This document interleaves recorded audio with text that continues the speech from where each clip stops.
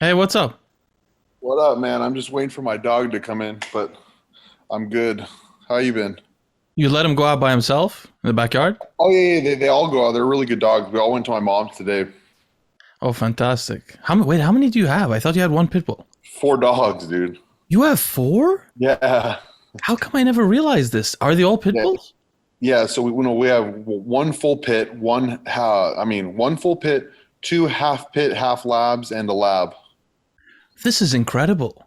So, Yeah, so you know the main reason I really wanted to move out of or to have like a bigger house with land is because I want to breed dogs, or I want to have more dogs, in that's general. a lot. That's a lot of people's goal. It's crazy, huh?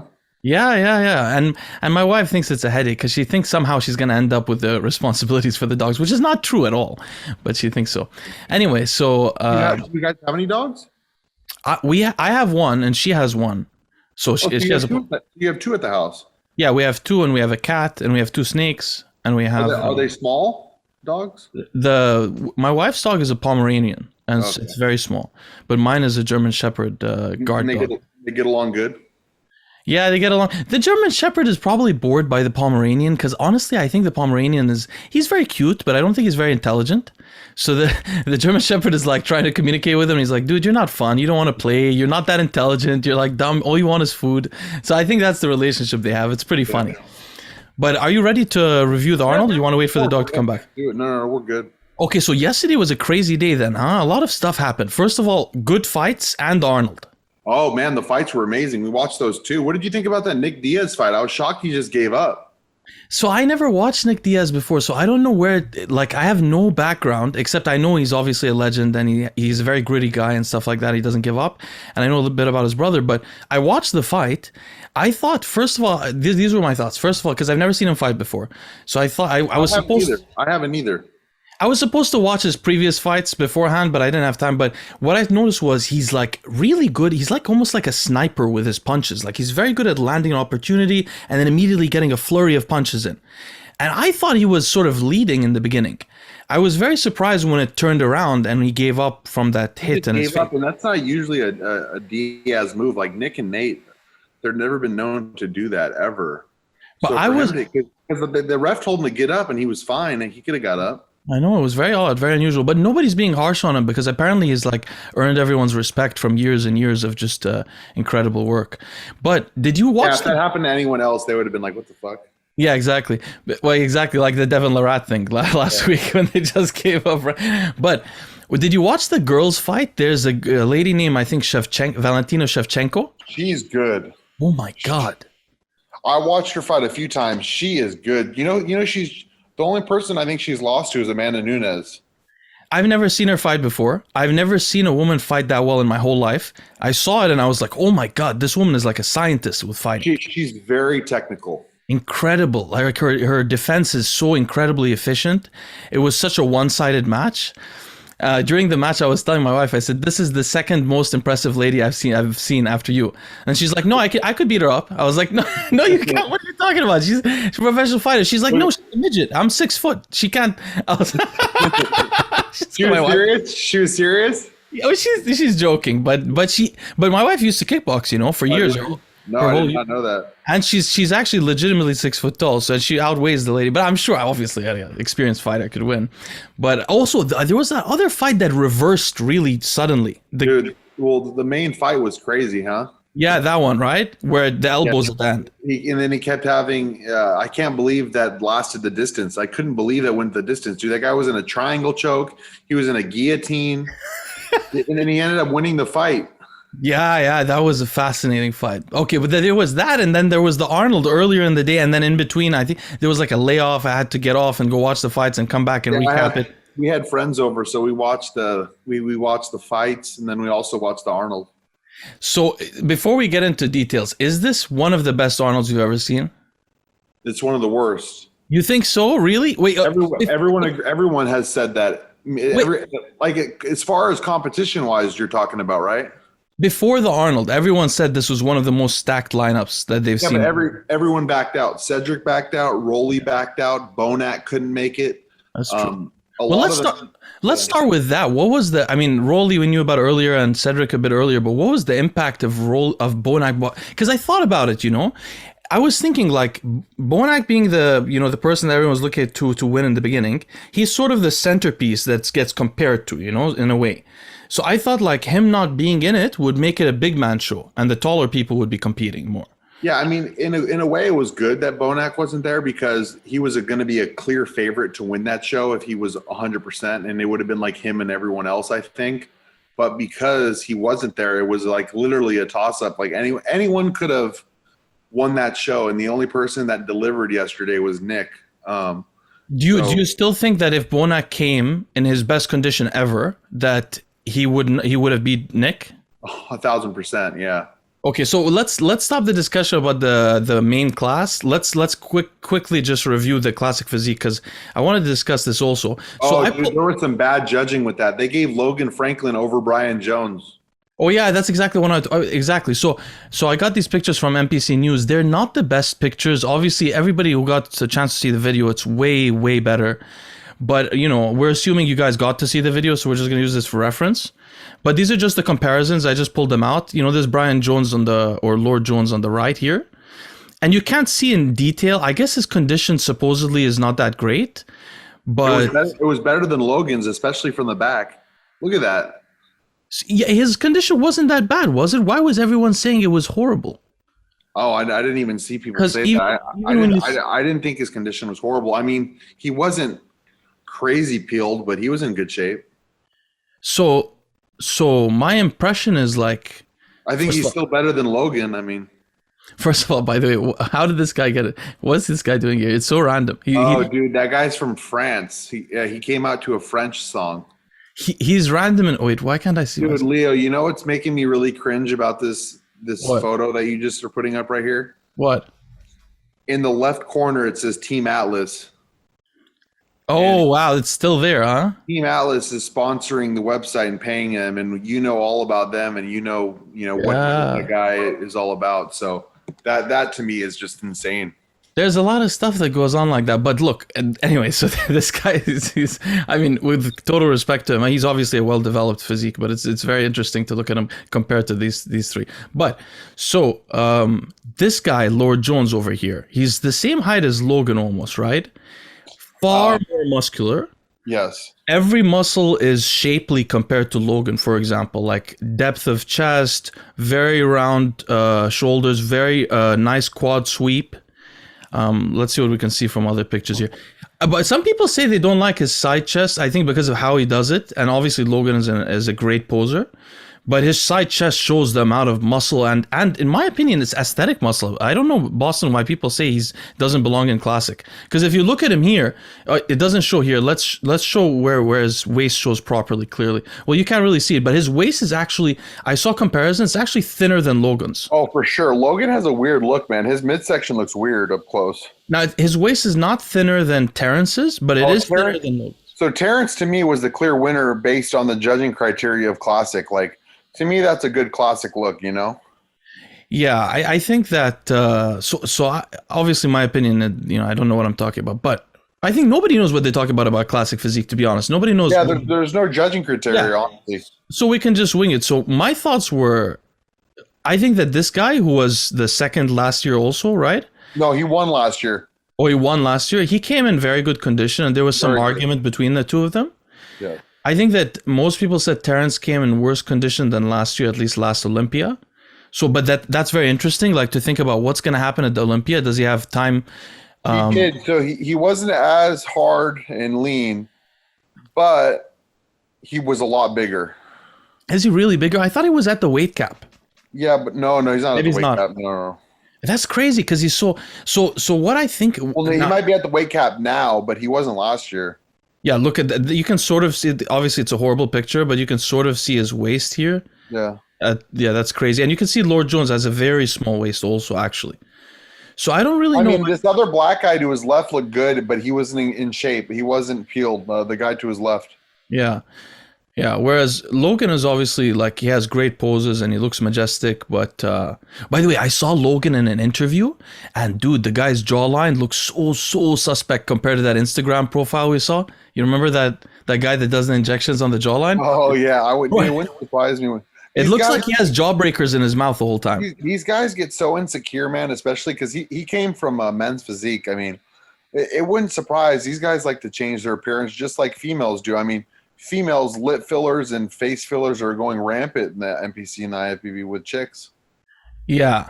So what's your opinion? I don't even understand. I mean, I guess Brian Jones is slightly less dry maybe than this guy, for example, and maybe a bit less than him. I didn't have Brian beating the main guys, but I did have Brian ahead of Logan. Interesting. But if Brian came in condition, wouldn't you have him winning? Possibly, yeah. If he has the best condition? It's hard to say, you know what I mean? Because he wasn't completely peeled out of his mind where he needed to be. My thought is that with Terrence, who, by the way, whenever I see an interview, I'm so impressed with his personality, and I think I hold him in such high regard, and he's clearly like an expert poser. He puts a lot of effort into his craft and all that, and I have great respect for him. But because of his height, he's almost so wide that I think it becomes unaesthetic. Like, he's so wide for his height, and his lats are low, so it's like, you know what I mean? He looks like a bat almost.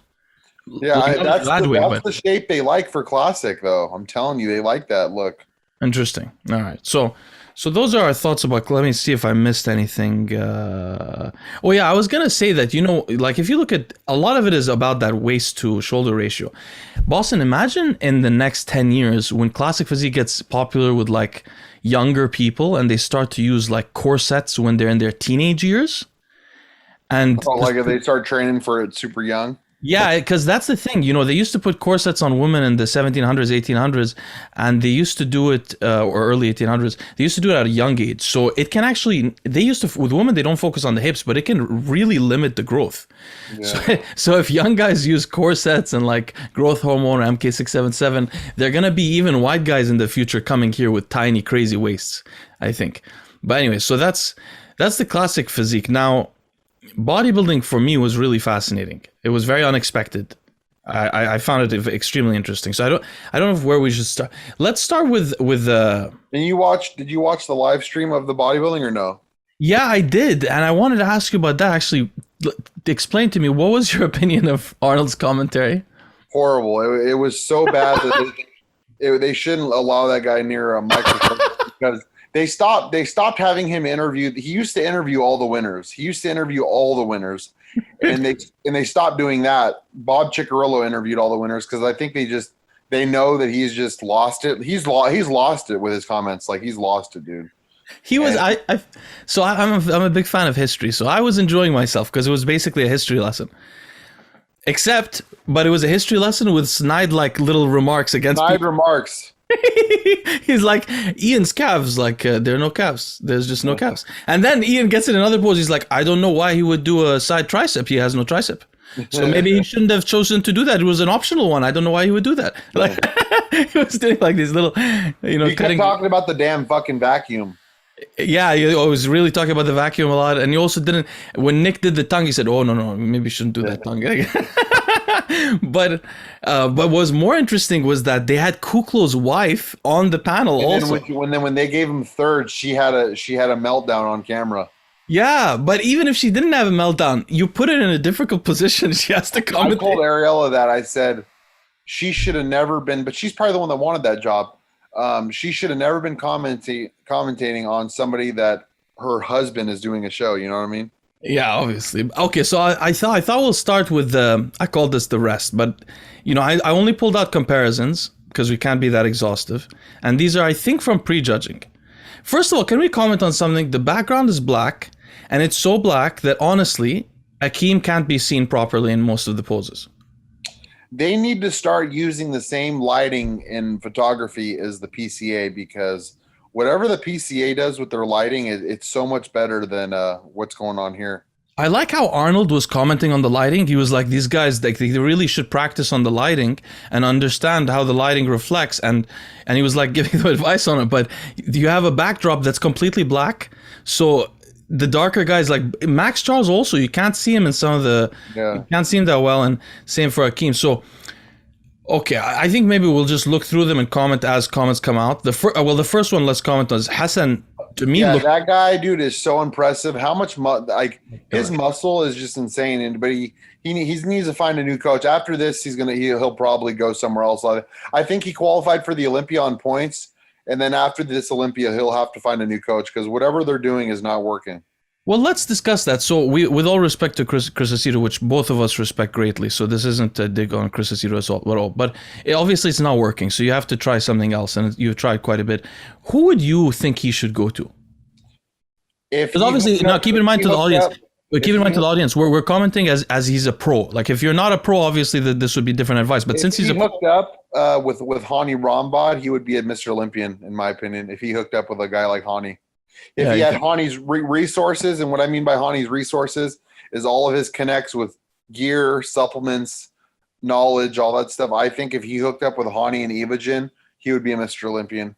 It doesn't really show in these standstill pictures, but if you guys watch the video, when you see Hassan move and flex, I mean, it's something like, I think we've never seen anything. His legs are so nuts.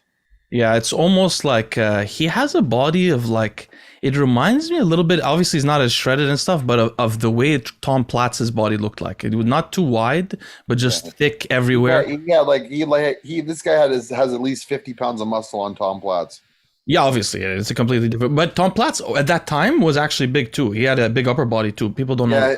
Yeah. I just never seen any arms on. There was never any arms on. What's his name? Not much. Yeah.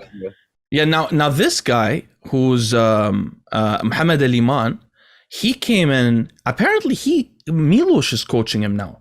Oh, is he? Which is really interesting because I thought that he joined Oxygen Gym. Oh no, I don't know. Yeah, he's from India, right? No. He's the Egyptian that lives in Russia. Egypt, my bad. He's just he's Indian. But you just grouped the whole. Anyway, so Sergio. Okay, let's go through the pictures a little bit more so we can comment. But I mean, I have comments on each one. Okay, what are your comments? I'm curious. So Sergio, honestly, probably for me, other than Nick Walker, Sergio impressed me the most. I know that you probably won't agree. So I originally thought of Sergio as like a Logan Franklin of bodybuilding. I thought that he doesn't, like, I don't really know why he's a bodybuilder. He chose the wrong sport for himself. He doesn't have good muscle separation, especially in his arms. And I thought his legs always overpowered his arms, and his back was weak and so on. His chest was weak. Obviously, I don't know what I'm talking about. But in this show, especially when he was not in the poses, but also when he was in the poses, he was much bigger, much rounder. So he put on a lot of muscle since the last time he's been on stage. I was impressed with the tissue he put on. The only problem is he either was a fat issue, meaning he had too much body fat on him, or they spilled him with too many carbs because he had a big film of water on his back, and his glutes and his hams. And I think if Sergio was peeled like in the condition that Nick Walker was, I think he probably would have won the show. Exactly. That's what I was saying. Like, he could have been easily in the top 3 potentially. Oh, for sure. I don't know if you saw the later comparisons when they had Sergio near Kuklo, but he didn't fare too badly next to him. He actually had better shape. What I don't know, but to me it looked like he had a little bit of fat, but he was also sweating a lot on stage. I don't know if you saw, he was sweating. So I don't know if it was water, but to me, people were complaining that his waist looked big. It didn't look like that to me. It looked like he gained a lot of muscle, and his physique was very pleasing to the eye. That's what I thought, personally. Leo, you know what stands out in this front double? Sergio, to me, looks really good in this shot right here. Yeah. But Hassan, that's a really bad shot for Hassan. Yeah, Hassan is not always in the poses, I noticed. I don't know. Midsection now is blown out a little bit. Yeah, he has apparently when he was on the side, his midsection was just going crazy, apparently. But so, and then this Chul guy, Korean guy, he has, I think, the best biceps in the IFBB currently. I will give Alex Keekle credit. He looked a lot better with Alex than he did with Neil. I mean, light years better with Alex. When Alex trained him for the Olympia last year, he looked way better than he did at this show, like night and day difference. Is that so? I didn't notice. I didn't know that he's with Neil. I thought, okay, he's with Neil. He's with Neil. This guy's with Milos. He's with Chris Aceto. Now he went to Oxygen Gym and completely lost his condition. He's with Abdullah, and that was my pick to win the show, and he was very disappointing. Me too. I thought he was very undersized, smaller than usual. Yeah, less separate. I think the worst thing that ever happened to him is when him and Oscar Arden stopped working together. I guess he thrives when somebody pushes him in the gym, and he didn't have Oscar training him this year like Oscar did at the Olympia. Because if Akeem showed up like the way he did at the Olympia, I think it would have been a whole different ballgame. At the Olympia, he was outsizing people like crazy. Here, you couldn't see that anymore. He was way leaner. Some people were saying he's just not in maybe great condition, so the muscle isn't popping on the skin, but you can see he's not outsizing people majorly. He wasn't popping at all. Yeah, he's like maybe over diuretic. I don't know. So just for those that don't know, Akeem has a long history of sort of being inconsistent, sort of, and also usually not getting in condition. And then recently, in the last year and a half, he started getting in condition and really doing well, and up to the Olympia and up to his recent shows. And this is the first show I think he went backwards on, right?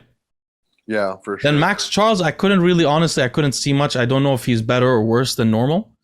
Milos was sort of making excuses for him. He was saying like Max basically doesn't take much drugs, doesn't eat much, doesn't do much stuff, and sort of hinted that he doesn't listen to him. So I don't know what that means. Max is with Milos, but what did Milos said that? Yeah, but it's sort of indirectly in his MD interviews recently. But so those are those other guys. I mean, that's my thoughts about them. I honestly thought that Hassan could, in certain poses, Hassan and Sergio and Mohamed Ali Iman could hold their own with the other guys in the top 4. Whereas these 3 couldn't, I felt like. All Imam, a lot of people said that he got overlooked a little bit. Yeah, he really could hold his own in many poses. He was really good. And to be honest, Hassan, I thought was in better condition personally. Oh, man, if that guy was shredded, Leo, no one would touch him, that Hassan guy. Yeah, I know. Okay, so that's for the other guys. Now, let's go to the top 4, the main ones. Okay, so let's talk about this. So listen, I actually picked these pictures myself. So I tried to get the best pictures they had. I tried to get them where they're always in the pose. I did my best. Unfortunately, I'll tell you one thing about Iain. Iain was not holding the poses long. You could see it in the videos also. He never does. His posing, I don't know if he doesn't practice, but everyone critiques him on his posing. It looks like he never wants to be up there. He doesn't hold his poses. Yeah, I was almost thinking like, does he not want to be captured in the pose exactly at the right moment as the other guy? Like, is he waiting for the other guy to go down so then he gets in the pose so it's not comparable exactly? I couldn't tell because he wouldn't hold them. Yeah, no, that's a big, a lot of people talk about that with him. Okay, so maybe we'll go pose by pose, or I don't know. Should we go? I don't think we should go necessarily pose by pose. No, we don't have to go pose by pose. Just the thing that stands out to me is Nick just looks different than everyone else. Okay, so unbelievably, is he the best conditioned guy you've seen, say, in the last 10 years on stage? In the Oh no, I wouldn't say that. But at this show, his condition with everyone else was no, obviously. But who comes in better condition than this? Really, like I guess you remember guys like Branch Warren. Yeah, but I'm talking about in the last 10 years. Obviously, Branch and Bonac even. Branch competed a few years ago. Bonac brings insane condition. That's true. Yeah. Hottie brings insane condition. That's true, Hadi. Okay, so that's true. But there is a few guys that still do. He is Hadi level conditioning. Yes, for sure. I mean, Hadi just has more muscle maturity and separation in like the quads. But as far as the upper body, I would say he's in just as good condition. So did you notice that Justin's right shoulder peaks more than the left and it's a little pointy? A lot of people say that his shoulders are suspect. Like a lot of people have said that it looks like he put something in his delts. Yeah, it looks a little bit different to both of them. But I'll be honest with you. If Justin's shoulders were slightly less suspect and if he didn't have as much of a hernia in his abdomen, I would have personally, if it was, because I want to ask you this, boss. So when people look I had him like 3rd or 4th max. I had him like 3rd. I had him like 3rd, yeah. I thought 3rd after Kuklo if it was according to the judges, but if it was, I had Iain in 4th. I had Kuklo in 2nd. And then I had Walker winning. So what? But the thing about Kuklo, right? And maybe we'll get more into Kuklo later. But because there's individual compare. I just want to use this one Kuklo's to, a big dude. Kuklo's a big ass dude. Like, he's big. because if you look at, I mean, I guess this is a better example. They compared them directly, which is really now raises this suspicion, because they had this clear comparison of Nick and Kuklo extensively in the prejudging, and then later on, Kuklo mysteriously became third, which we'll talk about. But this is that intense comparison. And by the way, one thing I didn't say about Sergio: if Sergio does this, most muscular, he looks insane. Yeah, but he did it for like a second. He looks insane. He's the only one who can compare to Nick Walker on that pose.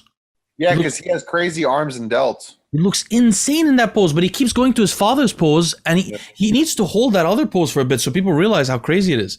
But anyway, so what I notice is that Kuklo is huge, right? But he doesn't have the muscle separation that Nick has. Exactly. He wasn't in the condition. Kuklo has always struggled with getting separated in his quad area and in his back. Hard to get a lot of back separation. But I thought he was a clear second. But you know what happened, Leo? What? Steve Kuklo's trainer, she's a female, her name's Gina Davis.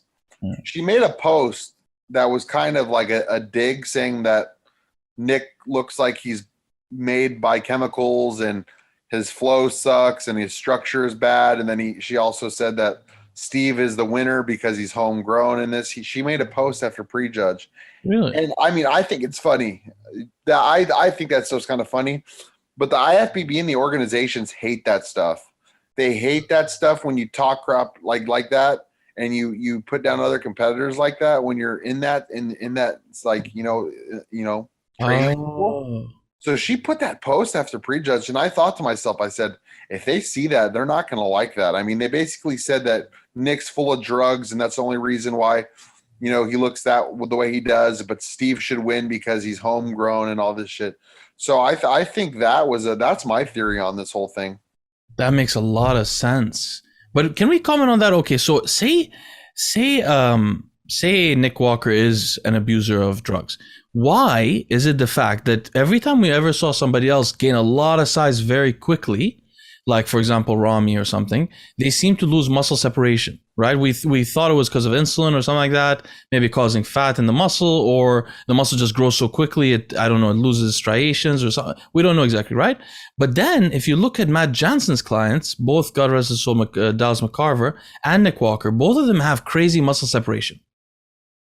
Yeah, I don't think they use much insulin, if any insulin, in prep, which is I wouldn't use much, maybe one time a week, but they're not using it on a daily basis. But I think it's interesting to note that, right? Because they don't have that look, that puffy look, that even, to be honest, even what's his name, the guy who got second last year, I always forget his name. You know what I'm talking about? The guy in Kuwait, they got second to who? In the Mr. Olympia.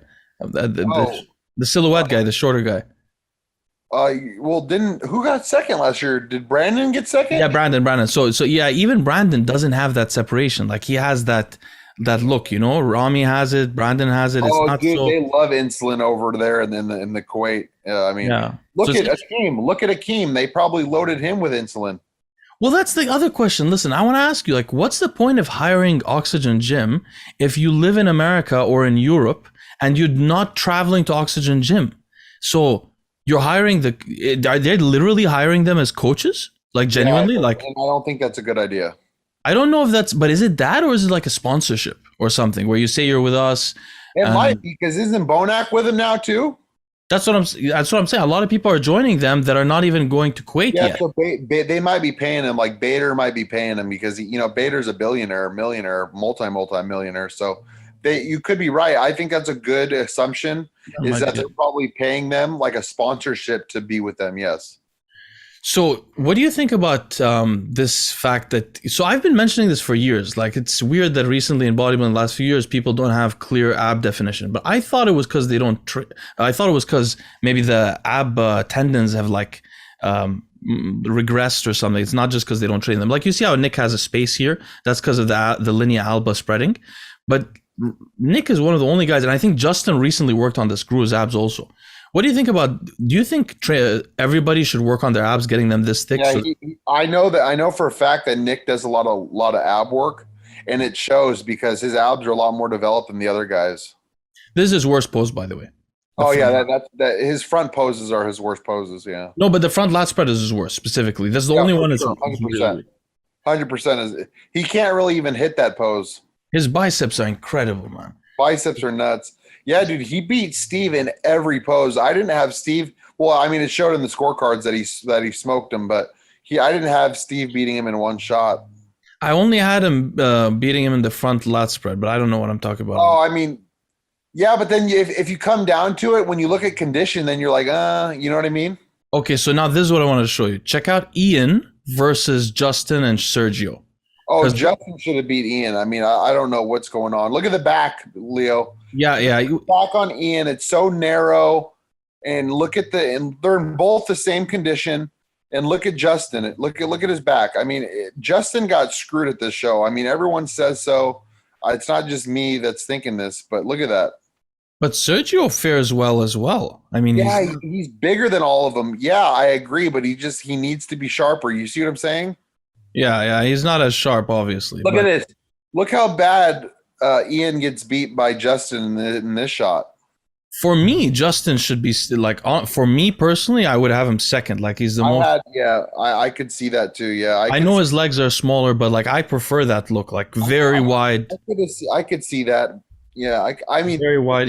When you do compare him to Kuklo, he does get towered kind of bit, with size. But like this is not the best shot for Justin because he's blowing his stomach up. But this is actually a better shot for Iain than anyone. But this is like his one of his better shots. It looks like. Isn't it a better shot for Sergio?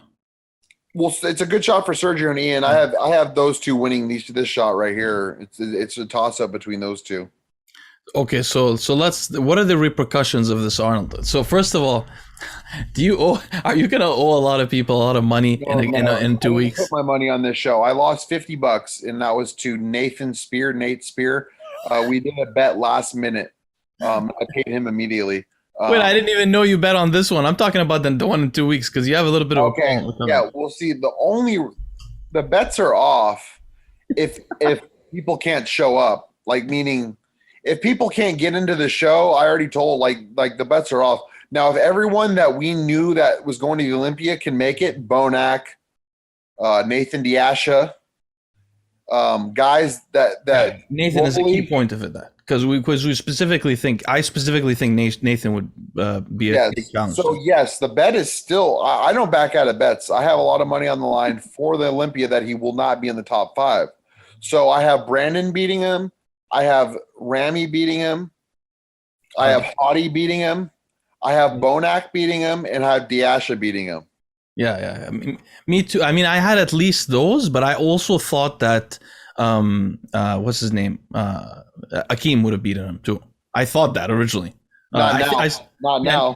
He's not going to get in the right. I don't know what he did to himself, but in the next 2 weeks, he's probably not going to get right. So yeah, that's. Okay, so I wanted to ask you also, what do you think? Steve didn't even qualify. Yeah, so Steve, but there's a bunch of people. Yeah, Steve is not qualified, and then I think How do you think James Hollingshead's going to do at the Olympia? Yeah, that's the next question I want to ask you about. So let me show you actually. There's this picture. I don't know if you saw it. I saw in Nick Strength and Power. This is a year change with with James. I've never seen anybody at his age gain that much arm muscle. It's fascinating. I have, because I did it myself. I put on 2 inches in a year. I put on 2 inches on my arms in a year from Synthol. That's true, but that's with some jimmying up. But he's jimmying them up. Come on, he's putting something in there, whether it's gear or oil, for sure.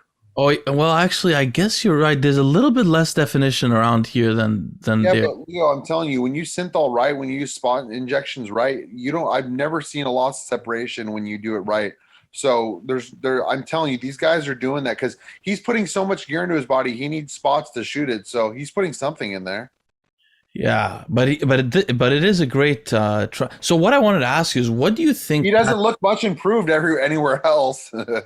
To be honest, I was just looking at that. I was like, well, it's mainly the arms, actually. You can't, maybe it's his back also. His back looks a bit bigger. But, so what do you think Patrick does exactly that gets these guys so much bigger? You know, Iain also got bigger. What do you think is unique? No, this is what I want to ask you. What do you think? Smaller and flatter at this show. I don't think, dude. I really think Patrick is in.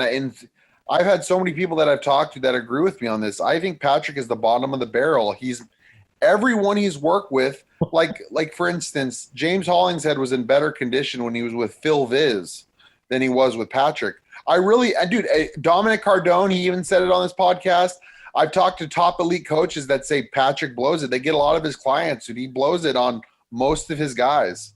But what's unique about his style? Does he have something unusual? I want to ask you mainly about Patrick and Jansen. What do you think? His programs are so complex with like, you need to have this much sodium, and then you do this much sodium, and you do this and this. It's so complex, and it's just too much. It's just he throws too much shit on the fire, if that makes sense. It does. Okay, and what about Jansen? What do you think distinguishes him? Because it's very unusual. We have to comment on it. At this point, Nick Walker is very similar to Dallas McCarver. I want to do a rant, okay? So, because I've been, you know, I could always like do IG videos and stuff, but I'd rather do it on here. So, anyways, you have a rant to make. Everyone knows that as a person, there's reasons and good reasons why I do not like Matt Jansen as a person, okay? Back to, 2016, 2017, I looked at his programs. He was doing a lot of diazide with aldactone. His guys were coming in flat. He wasn't nailing it, and he was definitely not the coach he is today. Something has took a turn within the last couple of years where he's really got his shit together, and he always has his guys on point on show day. And obviously he's dealing with the guys at the top. He never really builds anyone up. He takes someone that's good and makes them better.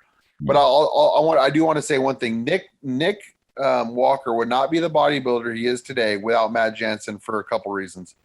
Matt took him under his wing, gave him the sponsorships, gave him all the resources. Nick, obviously, he's not a genius. Everyone knows that. He needs someone like Matt, or he needs a mentor to help him with everything, right? And there's not a person or a coach in this world right now that would push Walker the way he's getting pushed than Jansen would. I'm talking about with training. I'm talking about with drugs. I'm talking about with food. I'm talking about with everything. Nick Walker goes to Jansen and says, listen, I want to be Mr. Olympia. I don't have the best genetic structure, but I'm willing to do anything I'm doing. And Jansen will literally do anything, which it could be a bad thing in the long run, health-wise. But Jansen is willing. He's the one willing coach that I know pushes a lot of gear on his top guys. His amateurs and stuff, he wants to keep his name safe, keeps the doses real moderate. But his top guys are running a grip amount of stuff. And I'm not saying it's a bad thing, because you do at that level, nobody asks you how much drugs you take. It's you win or you lose on stage. That's it. Nobody cares. So I want to give him credit in that stance. Nick Walker would not be where he is today, but if it wasn't for Walker. Dallas McCarver the same way. He wouldn't have been the bodybuilder he was. Did he played a big role in Dallas's development also? Because Dallas wouldn't have put on as much muscle as he did in such a short period of time if it wasn't for Matt pushing him. So there is a thing where Matt really invests in these guys. He puts them in their company. He sponsors them. He gets them top quality drugs. He really cares about these guys, doing their best, because Matt, in a way, Matt is a groupie. He wants to be loved by everyone. He wants to be on the top of the mountain. And, when guys like Sean Clarita win the Olympia or Nick Walker wins the Arnold, he always wants to be in every picture with them. He wants the clout. But at the end of the day, he does get a lot of credit for these guys. I will give him that. Wait, is Sean with Chad or with Matt Jansen? Sean Clarita has been with Matt for a while. Are you sure? So he came last year with Matt? 1,000%, Leo. Oh, okay. So that's the same look. That's the same look on the muscle as Walker. That very distinguished separation. Those guys like Clarita and Nick Walker, they're getting pushed chemically more than anyone. I could guarantee you right now, Nick and Sean Clarita are on more drugs than anyone on the Olympia stage. I can guarantee you. I know what Matt's pushed before on big guys, and I know what he pushes. So I know that they are, but it doesn't matter because at the end of the day, if these guys are willing to risk their health, nobody asked them how much drugs they take. So fuck it. They know, but okay. We have to comment on one thing though. We have to give Nick props because I think what he accomplished here is something that very few people I think have ever accomplished. The first time you go to an Arnold, you win, and crazy. To be honest, I realized something like what he represents to his fan base is all about like discipline, hard work, keeping your head down, and he represents some very good ideals for young men. I think the reason why he has such a good following is people are like, this guy doesn't have the best genetics, but look at, he's dedicated everything. And I hope to God that Nick Walker is a happy person and he's not just in like, because if bodybuilding is all he has and like social media, because I notice he posts on social media and he's always on social media. Like anytime I post a story, he's like the first one watching my story. He's like, he's like stuck on his phone, right?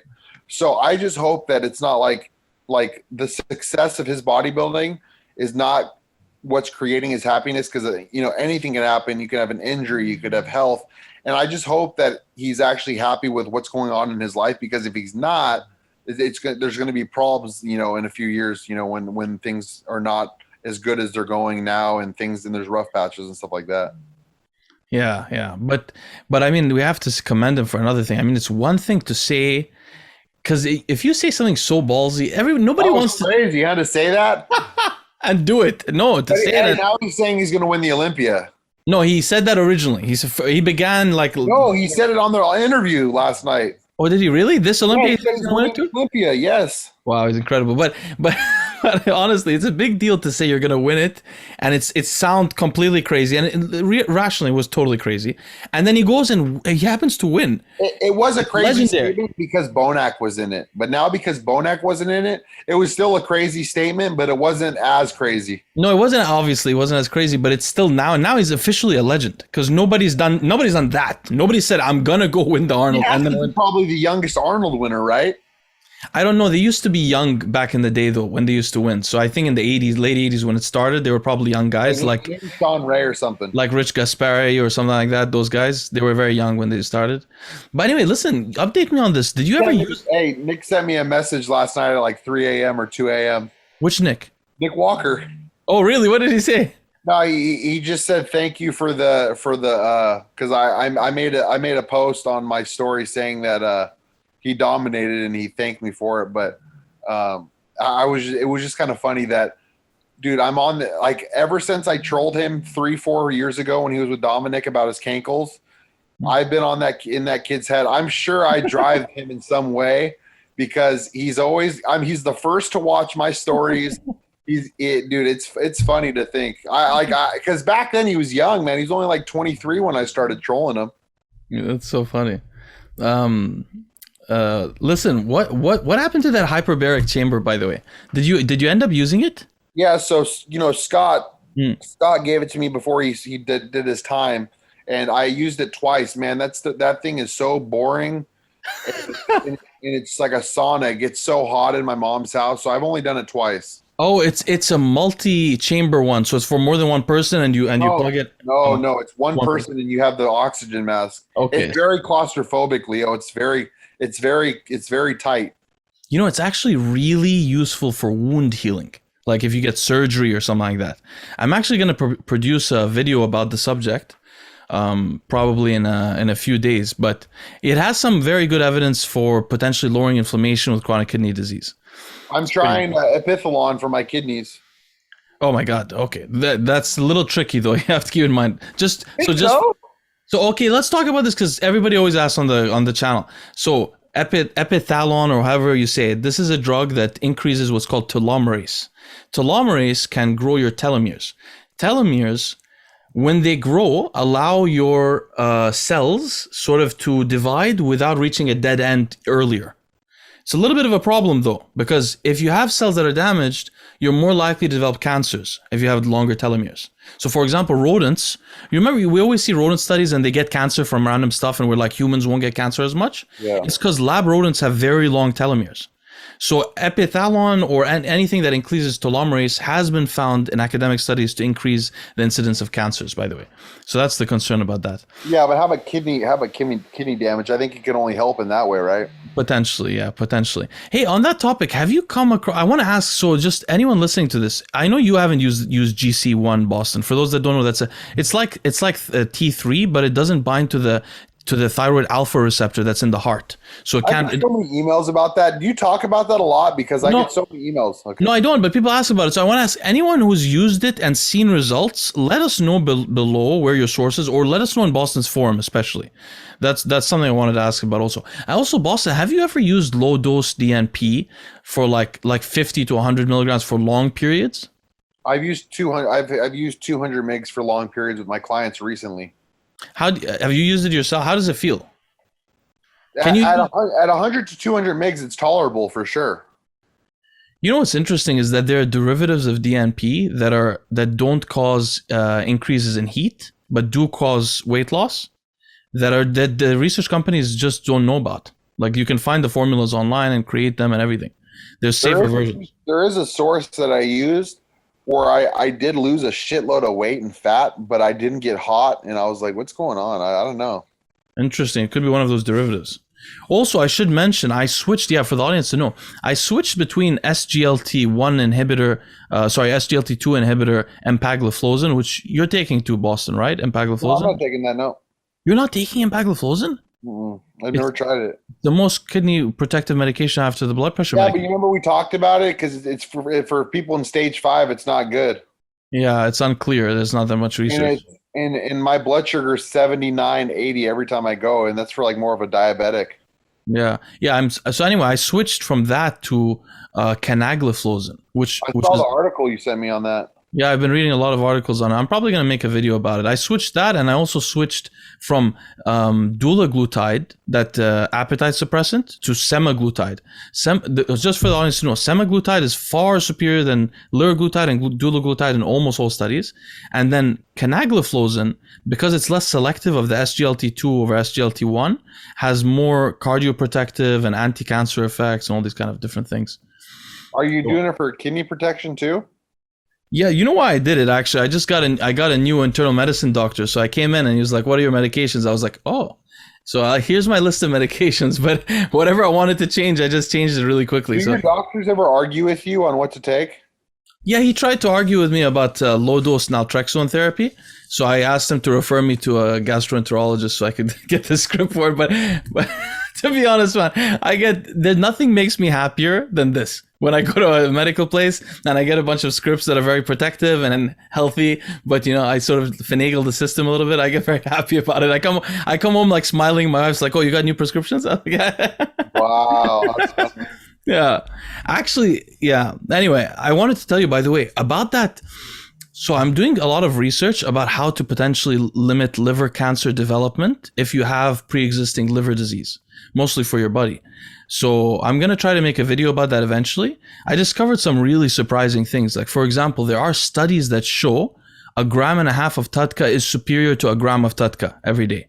So I always thought so. I always thought that higher doses of Tudca were more valuable, and it's true. Another interesting thing, 100 milligrams of aspirin a day potently prevents the development of liver cancer from inflammatory liver disease. I use baby aspirin every day, but that's 81 mg. Yeah, exactly. Like something like 81 milligram. And it's because of its inhibition of inflammation, not because of the platelet stuff. Also, yeah, I'll talk more about this later. There's a drug called Sorafenib, which is the standard treatment given to people with liver cancer. But if you use a low dose of it, like every other day, you can really inhibit the development of liver cancer. So it's something potentially bodybuilders can do later, like once a month or while they're fasting or something like that. Anyway, I thought we'd take a couple of questions and end early today. Yeah, maybe we get a guest later next week or something like that. Do that, yep. Okay, so I wanted to ask you about this. Shroff Zyker says, he asks about your thoughts on LGD, the SARM, as a pre-workout androgen. He said Russo, we should talk about Russo also. He said Russo said it's like a bit of a weaker Dianabol, still strong without liver toxicity or with very little. Something, Leo, you can be interested in. So have you used LGD before? If you're not using any kind of steroids, you could use it as an oral. It's called, I think, LG4033 is the name for it. Yeah, that's the one. Oh no, he said not 4033. He said 3033. Apparently. I never tried that one. Oh, I don't know. Okay. I don't know about that either. By the way, did Russo reach out to you? No, hell no. So Russo reached out to me, but I haven't talked to him yet. We're playing like phone tag. But apparently he posted a story about the... did you get any blowback about the HRT stuff? None, because it's all true. No. Some people thought that we were like... Because I mentioned that Merrick Health is a good clinic. Some people thought I was like paid by Merrick to say that. I'm not at all. I don't get paid by them at all. And I didn't know which clinic you were talking about ahead of time. So it was a completely like natural discussion. Yeah, you cut out for a bit. Can you repeat that? It says internet is unstable. My bad. What I was saying was that some people thought that I was like paid by Merrick Health because, you know, at some point I mentioned Merrick in the beginning. No, everything I said was true. It was completely impromptu. I didn't even know which clinic you were talking about originally. People messaged me, a lot of people saying they had the same issues with bad products. I still have all of the fake prescriptions, Leo. I never used them. I used some of them until I knew they were fake, but I still have all the fake prescriptions with the fake products. So if they ever wanted to try to, but the thing is, Leo, is I don't know who this Russo kid is, but the thing is these sister companies that go under the owner that buy franchises, some of them, because I've known a few people who have tried to open them, some of these guys are good people. And that they think that they're opening a legit business, a legit TRT clinic. They actually think that. And they get manipulated by the owner. And the owner gives them the same bullshit lies that he tells everyone else. And people are like, oh my God, this is the best thing in the world. I can make all this money selling all these things to bodybuilders. Like, oh my God. And they go with it. And then they later down the road, they all these lies. And then they're like, wow, this guy's a compulsive liar. So some of these sister companies I see got upset. And the thing is some of them don't even know what's actually going on. They don't even know where the stuff's coming from. They just are trusting that it's real. And they're trusting that they're getting pharmaceutical grade stuff, which is not the case. So if you're a sister company and you're listening to this, I'm not attacking you. You could be a good person that wanted to start a legit company and have legit prescriptions. And the thing is they have access to real prescriptions. They sometimes will give out, if an older person comes in there or somebody that they'll definitely give them a prescription for something, and sometimes it'll be legit. But when they start prescribing Anadrol, like they did to me, they prescribed me Anadrol. When you start prescribing you Anavar. I have it in text where he tells me all this stuff where he could prescribe me all these, different drugs that are not prescriptions.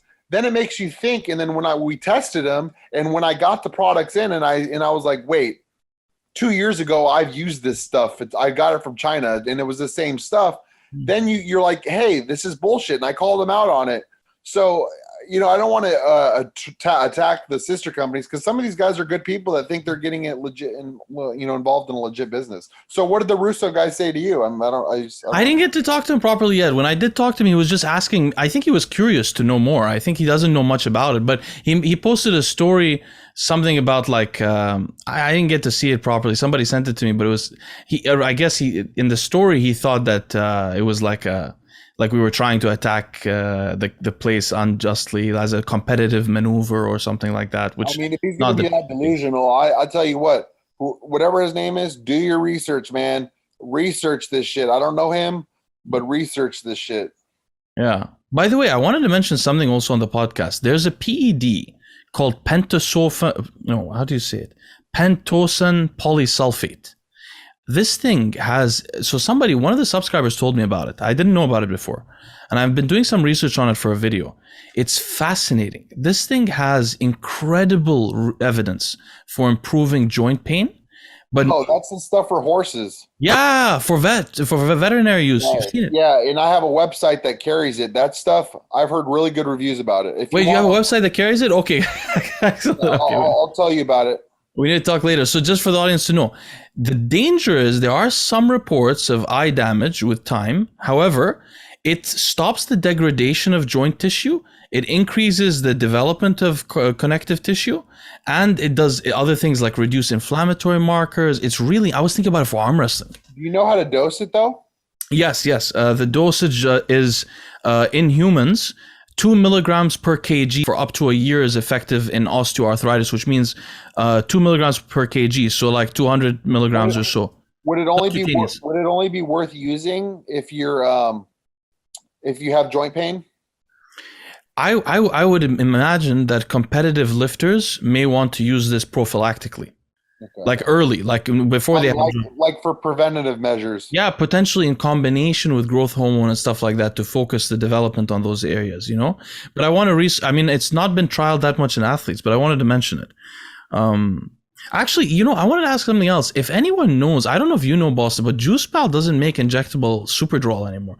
I don't know who's the best guy with injectable anadrol or injectable superdrol.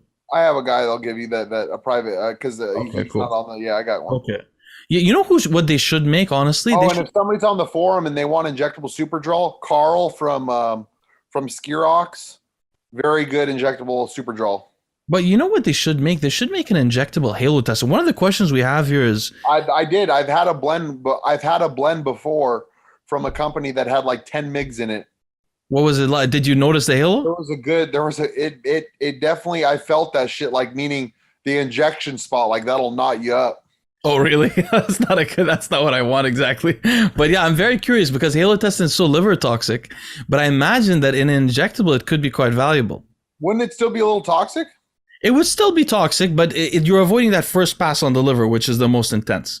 So like, I think if you needed to use superdrol, you would inject it. Like you inject a small amount. Company that, dude, this is probably when my fucking health started declining. I started getting all these specialty blends from these companies. I know you're suspicious. Halo, M-Tren, fucking DHB base, all in the same injectable, and I'm all like nodding up like with pain and all this shit. Yeah. Well, on that topic, so Steve, remember, you know, my friend Steve has a client who had a C-reactive protein, you know, the inflammatory measure, right? It's normally supposed to be below 0.3. This guy's was 40. He sent me the screenshot of the blood work, and when he was on injectable anadrol. Then he went off it, and his CRP went back down to below 5, something like that. Wow. So why do you think that is? No, but I have clients or people that I know that take injectable anadrol and their CRP is very low. I think something to do with that solvent or something in that case, maybe heavy glucol. It depends on the one. Yeah, that's what I like. JuicePal wasn't using that. That's what I liked about him as well. You know, it's unfortunate. You didn't use glucol on anything? No, he started removing them, I think, toward the end. He was very cool. Okay, let's take one more question. So somebody wants to ask, hey, have you ever had one of the questions from this, I don't know how to say his name, but he wanted to ask, have you ever had a diabetic client, like first type 1 diabetes, use growth hormone? Yeah, I had a really good bodybuilder actually from China that he used to work with Chris Aceto, and he ended up hiring me, and he's a diabetic. And it's funny because diabetics, we were able to not use much insulin at all because I had him on a ketogenic diet and very low carbs just around training. So I was able to lower his insulin dose a lot. Was he using growth hormone? Did he respond normally to it? Yes. Yeah, so that's what I've also noticed. Well, hey, my good friend Brent is a diabetic. We got to get him on here. He's a pro bodybuilder. My good friend, he works with Chad Nichols. That would be very interesting. My good friend, yeah, I'll get him on here. He's an IFBB pro, and he's a diabetic. He's been a diabetic, I think, since birth. I mean, the guy is he has a pump hooked up to him at all times. Wow, that would be very interesting to talk to him. Very interesting. I'll get him on here. So, anyway, so Thales asks, what's the proper way to use Nolvadex for a PCT? So what do you think about this? So in my PCT protocol, like when people want to come out completely, I have my clients do 8cg at 1,500 IU every other day for 2 weeks. And then after the 8cg, I have them do Nolvadex and Clomid. That makes sense.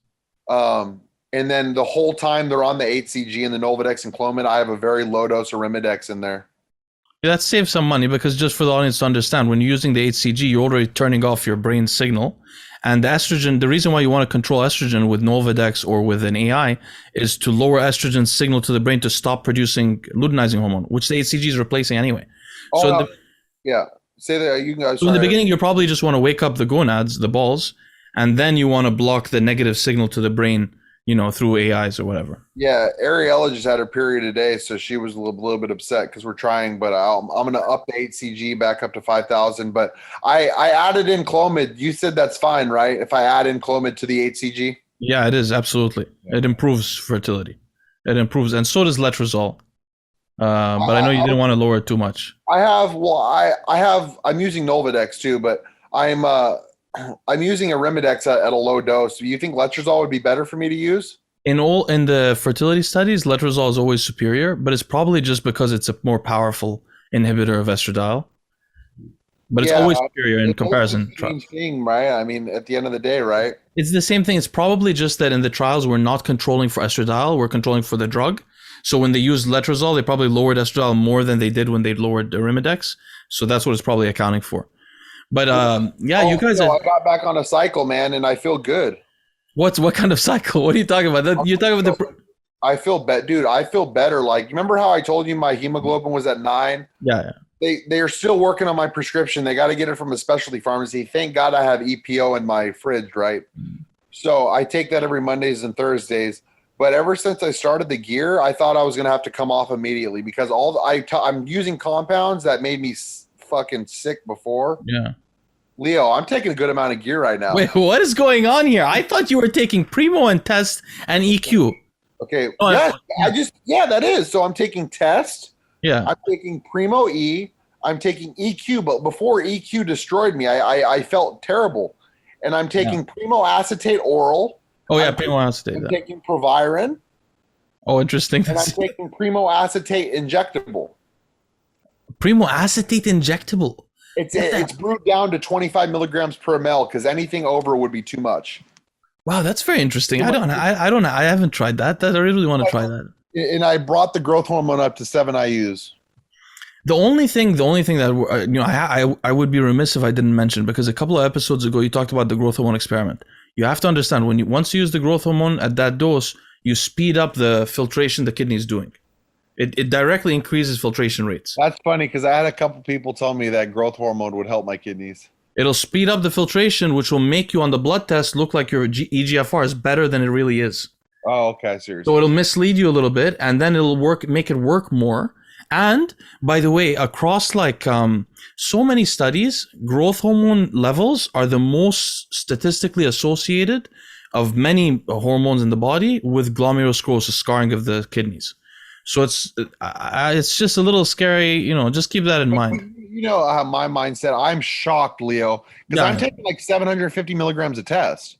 Oh, you're taking 750? I'm doing 250. I've only been on for 2 weeks, though. I'm doing 250 mgs of test Nebido. You've heard of that, right? It's a pharmaceutical. It's a test. Yeah. And I'm doing 500 mgs of either Sustanon or Test E. So 750 total. I'm doing 600 Primo E. I'm doing 75 Primo Acetate a week. I'm doing 50 mgs of Primo Acetate oral every day. Oh no, 50 mgs of Primo Acetate oral every day and 100 mgs of Proviron every day. Leo, I'm shocked. I feel better now than I did when I was at a creatinine of 6. I mean, I feel really good. I'm training tomorrow. I'm excited. Well, probably because it's actually taking care of, it's increasing your red blood cell count and all that kind of thing. It probably is because my RBCs, because even with the EPO will take a while for it to work because it took a month for it to get out of my system for my numbers to actually start going down. Yeah. But so that'll take a while. But Leo, there's a point where I'd get off the couch and I'd feel like I was going to faint because I don't know if it was I don't know what was happening. I was getting real.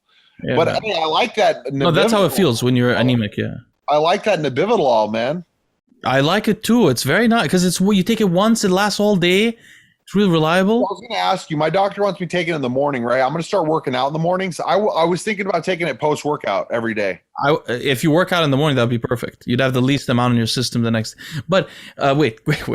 So I thought, just for the audience to know, when he said he was on Primo and all this stuff, I thought he was taking 350, 400 milligrams a week. You're taking way more than me, by the way. Way more than I took the whole 4 months I've been lifting. I'm taking 500 EQ, 600 EQ, 600 and 600 Primo E with but I'm doing Primo. No, I've been taking a total. I'm taking close to a gram of Primo if you combine all the Primos. You know, but you know what I've been taking? I've been taking probably a total milligram per week max ever of like 350 or 300 max. That's when I take all my pre-workout androgens every time I worked out that week. It ends up being like 350, but it's not test. I shot 6 cc's on Friday. Oh my God. I can't go back. I can't. I'm shooting 6 cc's tomorrow too. So this buddy of Tony's that he introduced me to, he likes Primo. Who is that guy that you were talking to in that interview? He's a really cool guy, but if you get to know, he's a very nice guy. But listen, so is he a bodybuilder? He does something else. He's like a career guy. I'll tell you about him privately, but he's a big guy. He's huge. He's like he's 6'2". He has probably like 19-inch arms, 20-inch arms. He has abs. Anyway, so he was talking to me about Primo and stuff like that. I like Primo a lot too. Later, when we got to know each other more, we went to work out last weekend. He's like, "Hey Leo, what do you think we go on a cycle together? You do 2 grams of Primo with me." I was like, "Oh, bro, I can't do it anymore. I want to, but I can't. I just gave that up. I can't do it." But he was like, "No, come on, do it with me." What you would do? I mean, 2 grams of Primo wouldn't really be detrimental to your health. In my opinion, it's one of the safest injectables overall. But the thing is, once I inject something long-acting, I know I'm gonna just be like, "Okay, I'll keep that there." It won't be 2 grams, obviously, but if I inject something, I'm gonna keep doing it. So I'm tricking my mind. I'm just doing like these short-acting pre-workout type of things. But okay, you surprised me. So do you feel also like increased sex drive, energy, everything? Do you think I should use the Bayer Primo from Anabolic Pharmacist? If I should get some of those, right? Yeah. I like the Bayer myself a lot. I used to get real Bayer. That's what I really love. It's great. I've never had fake Bayer myself. I have Bayer from another source that's really good, but I trust Anabolic Pharmacist 100% because I've seen the test for him. So I'm gonna. But the undecunate is such a good idea, you know. I'm doing that once a week. I'm doing that every Monday. That's a good idea. It's expensive. I mean, obviously, I'm not saying that it's expensive for me, but in general, it's expensive. You know what might be the best thing is to take something like that and then every morning to take some intranasal testosterone just to give yourself a circadian boost. Do they even have that? Yeah, they do. Yeah, you can get that from like Merrick Health has it, for example. They prescribe it to the patients. It's very, very cool. There's intranasal one and there's some kind of sublingual one also. But anyway, we'll leave it at that. Let's record again later this week if we try to get someone. I could get a guest on this week.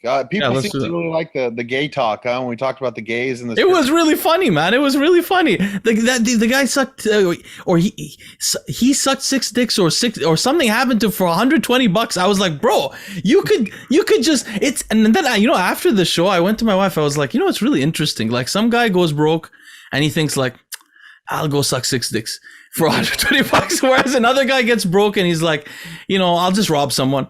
It's a completely different attitude, for life. But I mean, which is, I have more respect for the guy that sucks the dick than robs someone. I mean, it's less, which one? Yeah, it's not unethical, but it's just like, it's harder. It's harder. You could No, I don't get me wrong. I've never robbed someone myself, but I was thinking like if you were in that really hard scenario, you the 6 dicks or rob someone, I think I would probably rob someone.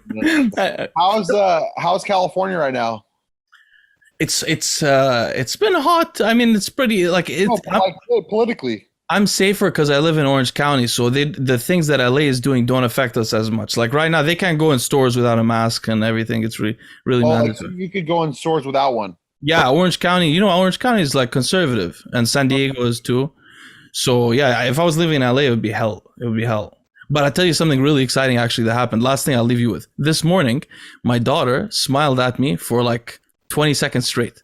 She completely smiled. Now, originally, this is what she's been doing. She's been like, she lays there, she has like a little playtime. She just puts her hands in the air, does stuff like that. Usually, sometimes she'll smile by accident. Like she's a little smile. I don't think she knows what she's doing.